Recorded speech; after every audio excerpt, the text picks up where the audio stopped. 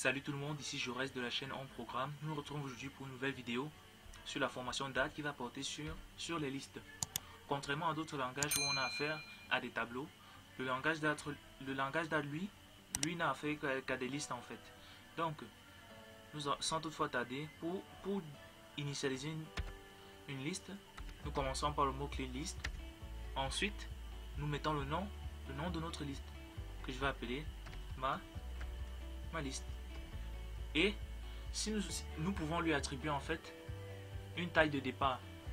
Si nous faisons ma liste est égale, vu que c'est un objet, égal à new, dont nous devons l'instancier, égal à new list.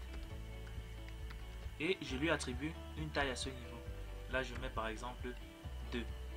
Donc, si je fais liste, si je fais ma liste 2, et je donne en fait ma liste de 1 égale à 5 par exemple. Je valide, je fais un print de ma liste. Nous savons bien qu'en programmation, si nous mettons 2, une taille de 2, c'est-à-dire le comptage commence en fait à l'indice 0. Donc ça veut dire que nos éléments sont stockés dans les indices 0 et 1. Voilà. J'exécute. Là, nous voyons bel et bien que le premier élément est nul et le deuxième élément est 5. Car j'ai bel et bien dit ici que c'est l'indice numéro 1 qui va prendre la valeur numéro 5. Donc, nous avons vu comment donner une taille à une liste. Maintenant, nous pouvons aussi initialiser une liste. En fait, et ne lui attribuer aucune taille de cette manière. Là, j'initialise tout simplement ma liste. Si je m'amuse à faire ma liste de 1 est égal à 5 comme tout à l'heure et j'exécute, là on va nous générer une erreur car on n'a pas attribué de taille à notre liste. Pour ajouter en fait des éléments dans notre liste, nous allons utiliser la méthode contenue dans la classe liste qui est la méthode add. Donc nous mettons ma liste.add et nous ajoutons les valeurs. Cette manière d'ajouter maintenant ici là va être en fait successive. Donc en ajoutant, chaque ajout en fait va occuper l'index suivant. Donc je dis je reste par exemple, et si je fais un peu une copie, voilà.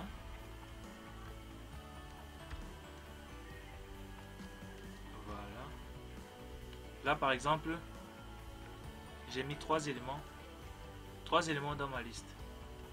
J'exécute à nouveau. Là je vide, j'exécute. Là nous avons encore une erreur. Ceci parce que nous avons oublié de dire que notre liste est une liste vide. Donc toujours faire cela, sinon une erreur va être élevée. Donc si j'exécute à nouveau, là nous voyons bel et bien nos 3 éléments, Jaurès, Belvin et Harold. J'ai défini ma liste, je ne lui ai pas donné un type en fait. Quand je ne lui donne pas un type, je peux lui accorder n'importe quelle valeur. Donc je peux dire là, ma liste récupère 10.5, donc ça récupère un réel. Vas-y, ma liste récupère 15, un entier. Vas-y, récupère trou. Pardon. Récupère un booléen. Donc si j'exécute à nouveau, là nous voyons bel et bien que notre liste a pris en compte tous nos différents types. Maintenant, comment parcourir une liste de manière progressive? On ne veut pas afficher ces éléments, c'est en fait comme ceci. Donc si nous voyons là déjà, si je fais un print de ma liste, et je peux mettre l'index pour récupérer uniquement un seul élément. Donc je vais récupérer ma liste, là c'est l'indice 0, l'indice 1, l'indice 2. Ma liste à l'indice 2. Je valide, là ça nous récupère uniquement Harold. Maintenant pour faire un parcours progressif de notre liste, nous pouvons utiliser la boucle for. Donc for int. Là, j'initialise la variable qui va me servir d'index. I égale à 0. I inférieur. I doit être inférieur à la taille de notre liste, car si ma liste est de 10 éléments et que je commence à parcourir à l'index 0, je suis censé m'arrêter à l'index 9. C'est comme ça que ça se passe. Donc on doit dire que ma liste et on utilise la méthode .length pour récupérer en fait le nombre d'éléments de la liste. Ma liste.length. Maintenant, nous varions notre variable d'index. Et là, nous faisons un print. Nous disons élément, pour que ça fasse plus beau, élément, numéro, élément numéro. Là, je mets $i égale à $ égale, je concatène avec ma liste, égale $ma liste, et je mets l'index i. Pardon. Une fois ceci fait, si je clean mon terminal et j'exécute, là nous voyons bel et bien élément numéro 0 Jaurès, numéro 1 Belvin, numéro 2 Harold, et les autres éléments n'ont pas été affichés car on nous fait comprendre que ce ne sont pas des chaînes de caractères. Donc pour résoudre ce problème, on fait point to string. Comme ça, tous les éléments qui sont contenus dans notre liste vont être convertis en string avant d'être affichés. Donc je vide et je réexécute.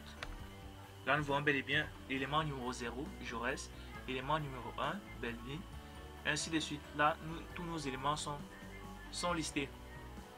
Donc maintenant, si nous voulons donner en fait un type spécifique à nos listes, là si j'efface, la manière de procéder est la suivante.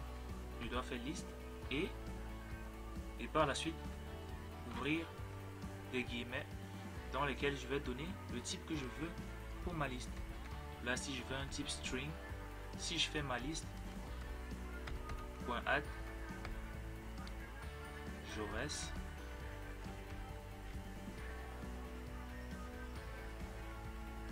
là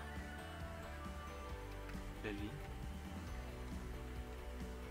Si je m'amuse à mettre un entier, par exemple dans le lot, si je fais 10, là nous voyons déjà que notre éditeur nous signale qu'il y a un problème, car nous avons dit au départ que notre liste n'était prévue que pour les strings.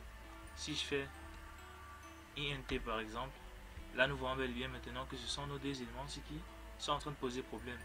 Donc pour donner un type à nos différents éléments, il y aura juste à mettre un double et par la suite mettre nos éléments.